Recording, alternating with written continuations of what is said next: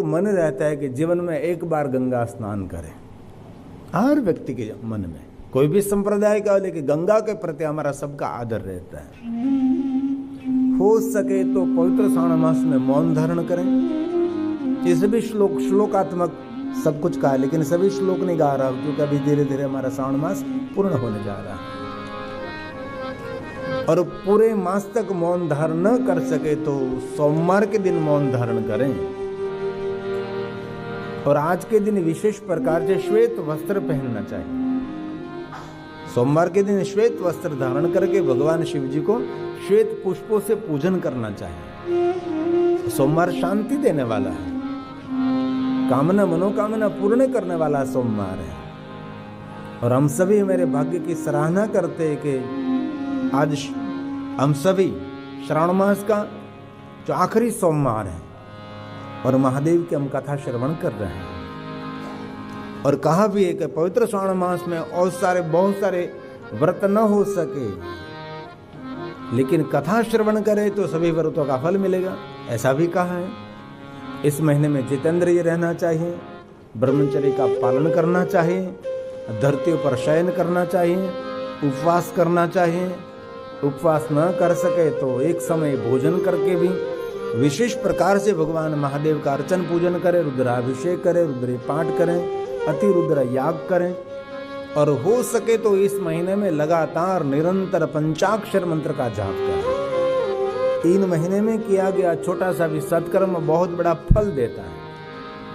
थोड़ा सा सत्कर्म किया लेकिन अधिक फल देने वाला ये पवित्र श्रावण मास है। महादेव ने स्वयं ने कहा है कि मुझे अति प्रिय पवित्र श्रावण मास है। 12 महीने में मुझे जो कोई प्रिय मास है तो पवित्र श्रावण मास है। इसलिए ये महीना धर्म की वृद्धि करने वाला है, पुण्य देने वाला है। इसलिए पवित्र श्रावण मास में एक दिन एक पल भी ऐसी हमारे नहीं होनी चाहिए जिस पल में हमने भगवान शिव जी को याद नहीं किया है। कल भी हमने थोड़ा सा ज्योतिर्लिंगों के बारे में कहने का प्रयास किया था, प्रभास तीर्थ की थोड़ी सी महिमा आपके समक्ष में कहने का प्रयास किया था। आज भी मैं धीरे धीरे ज्योतिर्लिंगों की कथा में प्रवेश करूंगा, क्योंकि बहुत विस्तृत कथा है। ये शिव महापुराण अंतर्गत कोटि रुद्र संहिता में कथा है। शिव महापुराण ग्रंथ की जो 7 संहिता है, इसमें एक संहिता का नाम है कोटि रुद्र संहिता, जिनका दूसरा नाम है लिंगावली। इनमें बहुत सारे भगवान महादेव के लिंग स्वरूपों की कथा है। इसलिए जो कोई मनुष्य 12 ज्योतिर्लिंग की कथा का श्रवण करते हैं, उस मनुष्य की कामना मनोकामना की पूर्ति रहती है। जो कोई 12 ज्योतिर्लिंग की कथा का श्रवण करते हैं, इस मनुष्य को 12 ज्योतिर्लिंग की यात्रा का फल मिलता है। ऐसे ज्योतिर्लिंगों की विशेष महिमा है। ज्योति का अर्थ है प्रकाश, प्रकाश का अर्थ है अंधकार को दूर करना, अज्ञानता से दूर करना, अज्ञान से दूर करना और ज्ञान की ज्योति प्रज्वलित करना है। ज्योतिर्लिंगों की एक महिमा है। तो आपके समक्ष में धीरे धीरे ज्योतिर्लिंगों की कथा में प्रवेश करूंगा। आज सोमवार है और आप सभी के सोमवार का व्रत भी किया होगा, लेकिन हमें कथा का प्रारंभ इससे पहले 12 ज्योतिर्लिंगों को प्रणाम करेंगे। ज्योतिर्लिंगाय नमः। जो को ज्योतिर्लिंगों को प्रणाम करने मात्र से सभी ज्योतिर्लिंग यात्रा का फल मिलता है। रोज याद करना चाहिए, रोज बोलना चाहिए। इसलिए मेरे साथ आप बोलेंगे, मेरे साथ गाएंगे और थोड़ा सा प्रयास भी करेंगे, क्योंकि पवित्र श्रावण मास है। और जब मैं ज्योतिर्लिंग में जाता हूँ तब भी ये पाठ में रोज करता हूँ और श्रोताओं के पास भी मैं बोलाने का प्रयास करता हूँ। तो आइए प्रथम ज्योतिर्लिंग से प्रारंभ करें। सोमनाथाय नमः नमः। सोमनाथाय नमः। ओम मल्लिकार्जुनाय नमः। साथ में गाइए, साथ में। ओम सोमनाथाय नमः। ओम मल्लिकार्जुनाय नमः। ओम महाकालेश्वराय नमः। ॐ ज्योतिर्लिङ्गाय नमः। ॐ महाकालेश्वराय नमः। ॐ ज्योतिर्लिङ्गाय नमः। आवाज निकालिए। ॐ ओंकारेश्वराय नमः। ॐ वैद्यनाथाय नमः। साथ में ॐ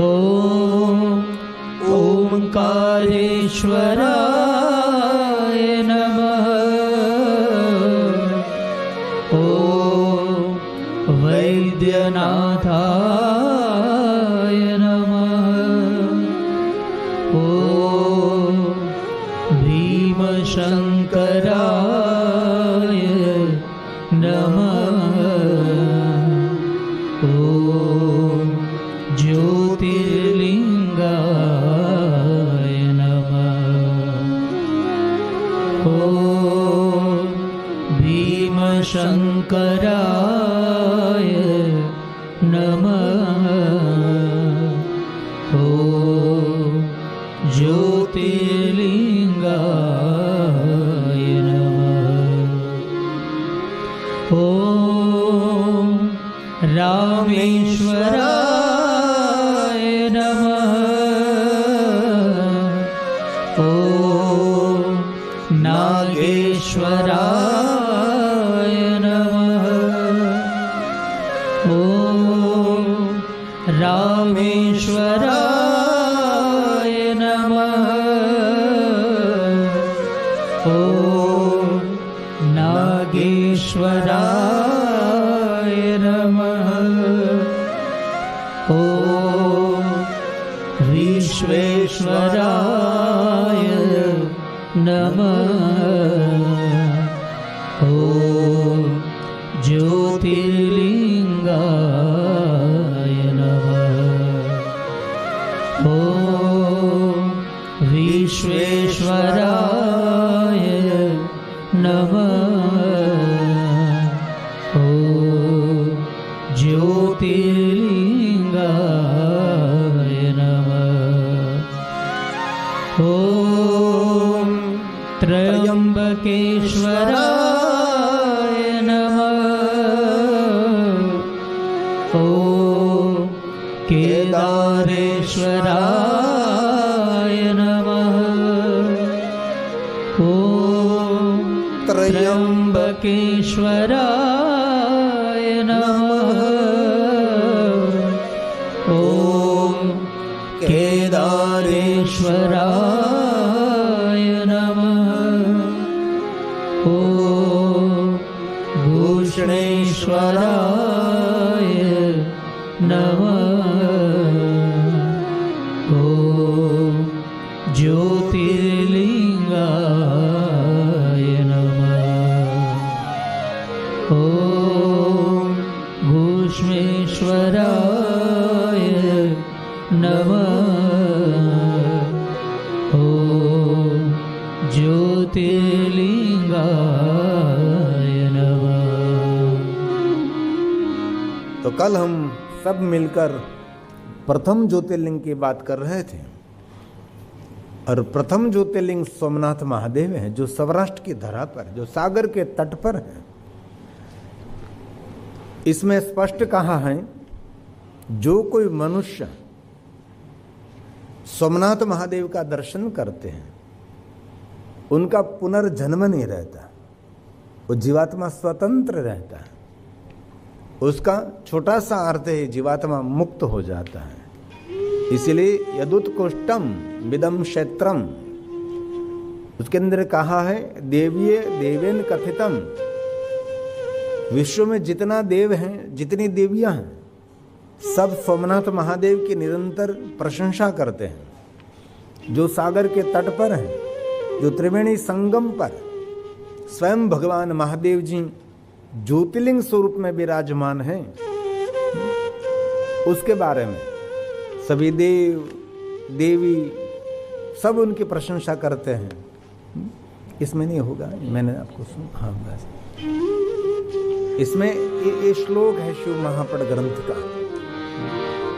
हम सब तो ज्योतिर्लिंगों की प्रशंसा करते हैं, लेकिन इसमें स्पष्ट कहा कि सागर के तट पर और त्रिवेणी के संगम पर जो प्रथम ज्योतिर्लिंग विराजमान है, विश्व के सभी देव और देविया उनकी निरंतर प्रशंसा करते हैं। कथितम, उसकी कथा भी करते और कथा श्रवण भी करते हैं। देखो सोमनाथ महादेव सबके लिए प्रणम्य है। ये सोमनाथ महादेव ज्योतिर्लिंग सिर्फ मनुष्य के लिए नहीं, देवताओं के लिए सोमनाथ महादेव प्रणम्य है। और एक भी देवता ऐसा नहीं जिन्होंने सोमनाथ का दर्शन नहीं किया होगा, एक भी देवी ऐसे नहीं जिन्होंने सोमनाथ महादेव का दर्शन नहीं किया, और सभी ऋषियों ने सोमनाथ महादेव का दर्शन किया। इसलिए सोमनाथ महादेव हमारे लिए प्रथम ज्योतिर्लिंग है, पहला ज्योतिर्लिंग है। इसलिए सोमनाथ महादेव की विशेषता है। और आज सोमवार भी है और चंद्र संबंधी हमारे सोमेश्वर महादेव है। आइए बता रहे, यहाँ जाए, यहाँ बैठे। इसलिए सोमवार के दिन आज हम प्रथम ज्योतिर्लिंग सोमनाथ महादेव की कथा का श्रवण करेंगे। आदर और भक्ति के साथ विराजिए, बैठिए। ये भगवान व्यास जी ने गाया है। तदुत्कृष्ट निदं क्षेत्रं, ये क्षेत्र देवताओं के लिए भी प्रिय है। ये क्षेत्र पुण्य देने वाला है, जिनको प्रभास तीर्थ कहते हैं, जिनको सोमनाथ महादेव ज्योतिर्लिंग क्षेत्र कहते हैं। हर मनुष्य को पुण्य देता है। इस सोमनाथ महादेव की विशेष महिमा है। पुण्यं सोमेश्वरायं,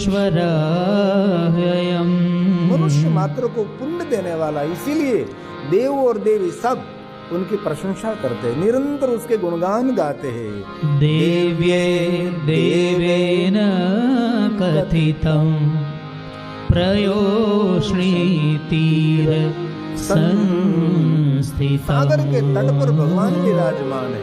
प्रयोष्णी तीर संस्थितं, क्योंकि सौराष्ट्र देश में है और सौराष्ट्र देश पूरा उत्तम देश है।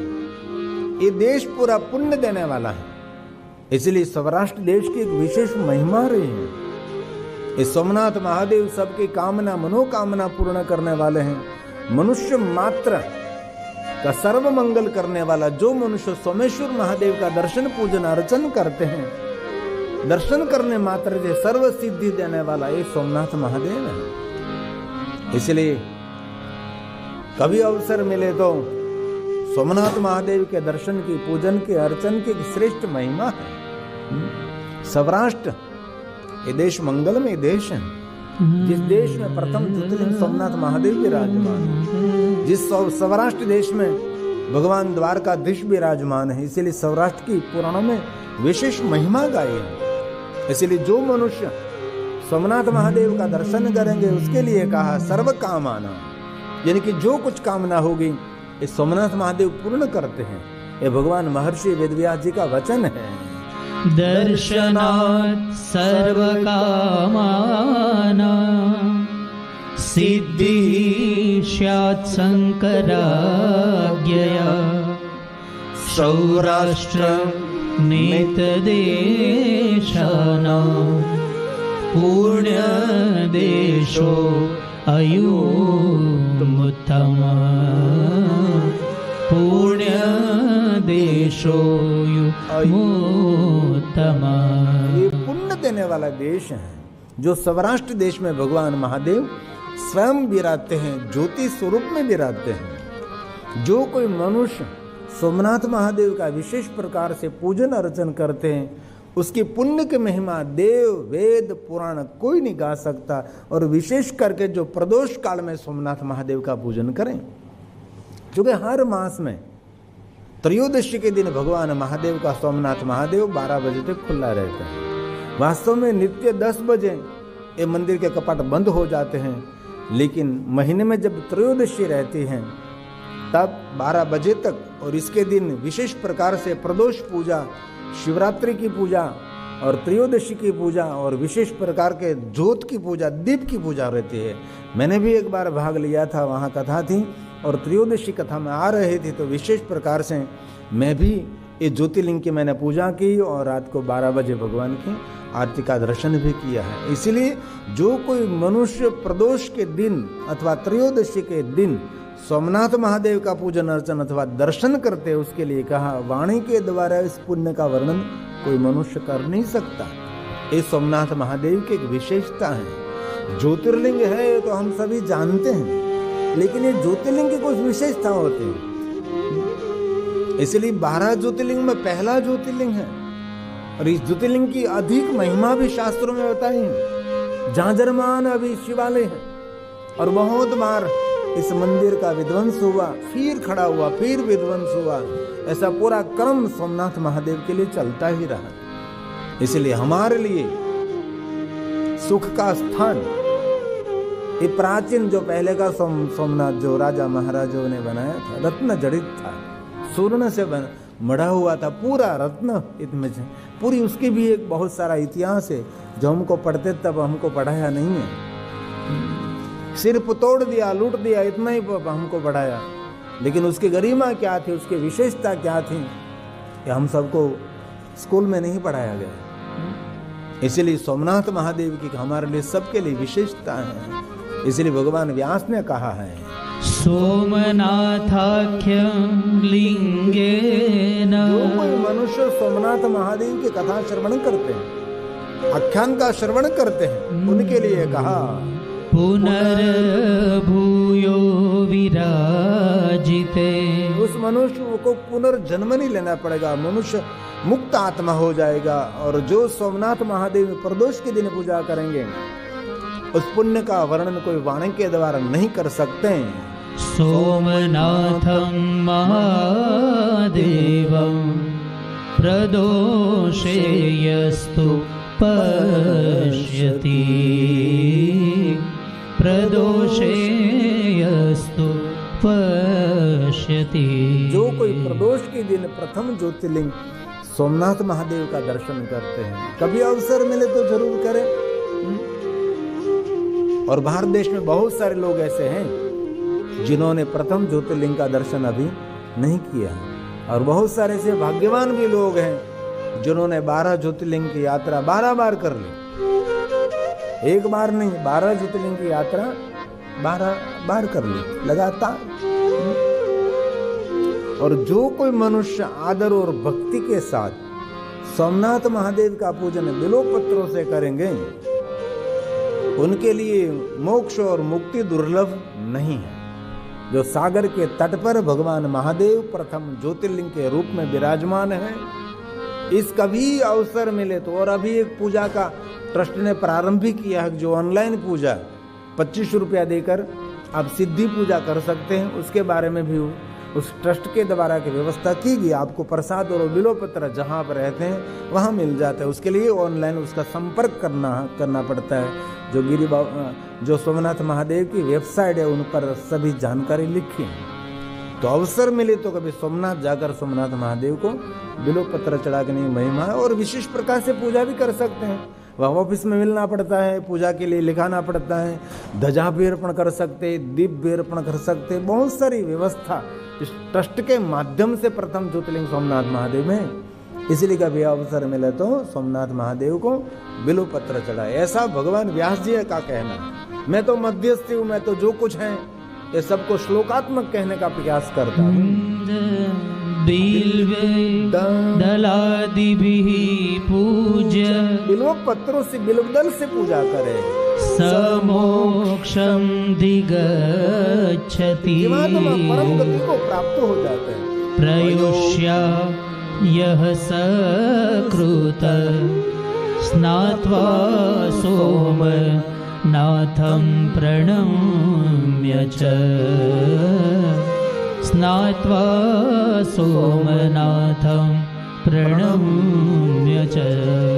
जो कोई त्रिवेणी में स्नान करने के बाद बिल्वपत्र लेकर सोमनाथ महादेव को अर्पण करते हैं और सोमनाथ महादेव को प्रणाम करते हैं, उनका पुनर्जन्म तो नहीं होता, जीवात्मा परम गति को प्राप्त हो सकता है। इसलिए कभी भी सोमनाथ महादेव का पूजन करो। विशेष आपको कभी अवसर मिले तो मैं तो आपको इसमें जो कहा है वो आपको मैं कह रहा हूं कि ऐसा अवसर कभी, और कभी अष्टमी, कृष्ण पक्ष के अष्टमी, शुक्ल पक्ष के तो जरूर महिमा है, लेकिन इनमें ज्यादातर भगवान विष्णु की पूजा की श्रेष्ठता रहे, और कृष्ण पक्ष में भगवान महादेव की पूजा की विशेषता रहती है। इसलिए कभी अवसर मिले तो कृष्ण पक्ष की अष्टमी के दिन विशेष प्रकार से सोमनाथ महादेव का दर्शन, वो शिवलोक देने वाला है, महादेव का लोक देने वाला है कृष्ण पक्ष की अष्टमी। किस दिन भगवान का दर्शन करें, किस दिन सोमनाथ महादेव की यात्रा करें, ऐसे हर ज्योतिर्लिंग का कोई न कोई नियम है। अब दूसरे ज्योतिर्लिंग मल्लिकार्जुन महादेव जाएंगे तो पूर्णिमा के दिन वहां माता पार्वती का प्रादुर्भाव रहता है, और अमावस्या के दिन आप पहुंचते तो अमावस्या के दिन भगवान स्वयं शिव जी का वहां प्रादुर्भाव रहता है। इसीलिए ज्योतिर्लिंगों की विशेषता है। इसीलिए जो प्रथम ज्योतिर्लिंग सोमनाथ महादेव कृष्ण पक्ष की अष्टमी अथवा कृष्ण पक्ष में जो त्रयोदशी पड़ती हैं उस दिन, अमावस्या के दिन विशेष प्रकार से सोमनाथ महादेव का दर्शन, पूजन, अर्चन करने की महिमा है। इसलिए कभी आप सोमनाथ जा रहे हैं और योगानुयोग कृष्ण पक्ष की अष्टमी है तो आपको खुशी होगी कि ये तो बहुत बड़ी महिमा है। आप पहुंच गए और विशेष कोई तिथि है तो उसकी पूजा की विशेषता होती है। इसलिए भगवान व्यास जी ने हर शिव भक्तों के लिए, जीव मात्र के लिए सोमनाथ के बारे में विशेष करके दिखाया। पूर्व काले तथाष्टम्या यो दृष्ट्वा प्रणमेत च। ये भगवान व्यास जी का प्रसाद है। एक एक श्लोक सोमनाथ महादेव की पूजा है। ऐसे मैं आपको समझा सकता हूँ ऐसे कथा करके, लेकिन नहीं, ये ऋषि मुनियों ने गाया है, ये भगवान व्यास जी ने गाया है। ये श्लोक हजारों ऋषियों ने गाया होगा, अगणित वक्ताओं ने श्लोक गाया होगा। इसीलिए एक एक बात बार बार इस भुवन में, इस भूमंडल में, प्रकृति में गाने से ये सिद्ध रहते, ये मंत्र बनते हैं। इसलिए श्लोकात्मक कथा करनी चाहिए, सूत्रात्मक कथा करनी चाहिए। कथा में जो कुछ भगवान ने कहा वही श्रोताओं तक और जन जन तक ये बात पहुंचनी चाहिए। इसलिए सोमनाथम महालिंगम, सोमनाथम महालिंगम सवचेत् शिव लोकगः, सवचेत् शिव लोकगः। जो कोई सोमनाथ महादेव महालिंग का दर्शन करेंगे उनके लिए कहा, ये मनुष्य अपनी कामना की पूर्ति करेंगे और उनको भगवान महादेव का लोक मिलेगा। और एक बात और सुंदर बात, अंतिम श्लोक तो बहुत सारे बोलते ही रहूंगा मैं, क्योंकि मुझे यहाँ को श्रोताओं को प्रसन्न ही रखना है। मुझे सिर्फ सोमनाथ महादेव के बारे में गहराई से मुझे दिखाना है, क्योंकि श्रोताओं को प्रसन्न करने के लिए हंसाना पड़ता है, नचाना पड़ता है, बहुत कुछ करना पड़ता है, तब श्रोता प्रसन्न रहते हैं।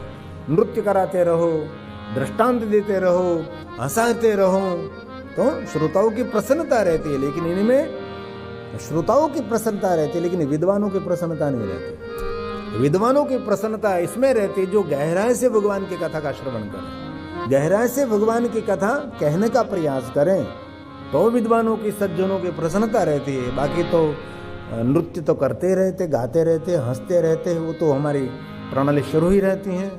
इसलिए भगवान व्यास जी ने कहा, सोमवारे सोमनाथम, आज के दिन जो कोई मनुष्य सोमनाथ महादेव का दर्शन करते हैं, इनमें भी रात्रो संपूज्यते भक्तितः। सोमवार के दिन इनमें भी रात्रि में, और दीपावली के बाद 9 दिन की महाकथा है। इसमें तिथि तो मैंने अभी मुझे पता नहीं, दिखी नहीं मैंने, लेकिन 25 जनवरी के दिन कथा का प्रारंभ है और 9 दिन की कथा है, 2 फरवरी तक। 25 जनवरी से कथा का प्रारंभ होगा। कथा का समय 3 से 6 बजे रहेगा और एक ही परिवार के माध्यम से अति दिव्यता से भरपूर भव्यातीत भव्य शिव महापण कथा का आयोजन हर साल, इस साल ही मैंने हमारे नंदा परिवार, उमेश भाई नंदा, रश्मि नंदा, नुपुर नंदा, ध्रुव नंदा और नाम भूल गया, ध्रुव की पत्नी का नाम, हेतल नंदा ये पूरा परिवार है। इस परिवार ने इस साल शिव महापुराण कथा का आयोजन किया था और इसी परिवार में अगले साल दीपावली के बाद ज्योतिर्लिंग काशी विश्वनाथ महादेव के सानिध्य में इसी परिवार ने मुहूर्त लिया है और अगले साल उसने भीमाशंकर में कथा की थी और इस साल सोमनाथ महादेव में कथा की, तो अगले साल ज्योतिर्लिंग विश्वनाथ में कथा का आयोजन करने जा रहे हैं। 10 फरवरी से ये सोमनाथ की पूरी कथा होने के बाद 10 फरवरी से 18 फरवरी एक काशी विश्वनाथ में कथा, वो भी 9 दिन की कथा। इसमें लगभग महाशिवरात्रि पड़ती है, इसमें महाशिवरात्रि भी आती है। तो आपका कोई आयोजन है, क्योंकि 11वें महीने में 12वें दिसंबर में और जनवरी में आप सब NRI भारत में रहते हैं, क्योंकि वहाँ गर्मी कम होती है ना, इसीलिए ठंडी का माहौल रहता है। तो इसी समय आप जो वहाँ है तो कहीं आप ज्योतिर्लिंग की कथा में पहुँच सकते हैं। और सोमनाथ में आना है तो अभी से वहाँ ऑनलाइन मंदिर की ओर से बुक भी कर सकते हैं और वहाँ सब कुछ व्यवस्था हो जाती है। तो सोमवार के दिन सोमनाथ का दर्शन और रात्रि में पूजा और इसे में बिल्वपत्रों से पूजा, तो भगवान शिव जी हम सबको ज्ञान अर्पित करते हैं, ज्ञान देते हैं, अज्ञानता को दूर करते हैं शिव जी। ज्ञानेश्वर महादेव शिवलिंग का नाम है, उसकी भी कथा है ज्ञानेश्वर महादेव। इसीलिए भगवान व्यास जी ने हमारे लिए सुंदर मार्गदर्शन किया है। सोमवारे सोमनाथम रात्रो संपूज्य भक्ति। रात्रि में सोमवार के दिन भगवान महादेव सोमनाथ का पूजन करें। कैसे पूजन करेंगे? बिल्वपत्र से। बिल्वपत्रे सकृत भक्त्या सज्ञानं विन्दते महः सज्ञानं विन्दते महः। इसीलिए एक अवसर मिले तो जरूर। सोमनाथ महादेव की विशेषता है, इसीलिए सोमनाथ महादेव को हम सामान्य लिंग नहीं मानते, उसको महालिंग कहा है। जितने महालिंगों की महिमा है, इसमें सोमनाथ महादेव भी एक महालिंग है। तो आज मैं आपको विशेष प्रकार के सोमनाथ के बारे में, कल भी मैंने बहुत कुछ बताया था कि वहाँ जितने जितने आसपास में जितने भगवान महादेव के प्राचीन लिंग स्वरूप हैं, लेकिन हम लोग जाते ही यात्रा के लिए, लेकिन प्रधान जो भगवान महादेव उसको प्रणाम करके आ जाते हैं। लेकिन वहाँ बहुत सारे शिवलिंग रहते हैं। कभी मल्लिकार्जुन महादेव गए तो वहाँ इस पहाड़ पर बहुत सारे भगवान महादेव के लिंग स्वरूप हैं। एक मल्लिकार्जुन तो है हमारा ज्योतिर्लिंग, कृष्णा नदी के तट पर बहुत पूरा पहाड़ शिवलिंगों से भरा है। आप उज्जैन गए तो उज्जैन भी एक शिवलिंग नहीं, बहुत सारे शिवलिंग उज्जैन में है। 84 महादेव की वहां महिमा है। तो आपको कभी अवसर मिले तो जरूर विशेष करके भगवान महादेव का दर्शन करें। आइए हम आज प्रथम ज्योतिर्लिंग की कथा का गायन कर रहे। इससे पहले जय सोमनाथ, जय ज्योतिर्लिंग, सौम्य स्वरूप, उसको प्रणाम करके हम धीरे धीरे कथा में प्रवेश करेंगे। और सोमनाथ के बारे में आपको मैं बहुत विशेष करके कहने का प्रयास करता हूँ। जो हमारा प्रथम ज्योतिर्लिंग, पहला ज्योतिर्लिंग है।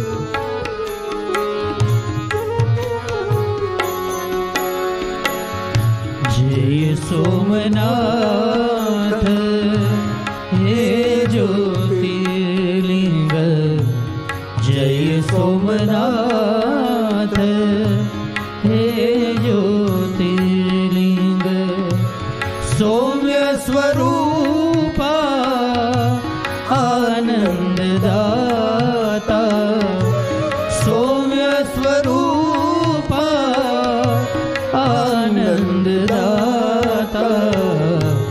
जय सोमनाथ हे ज्योतिर्लिंग, जय सोमनाथ हे ज्योतिर्लिंग।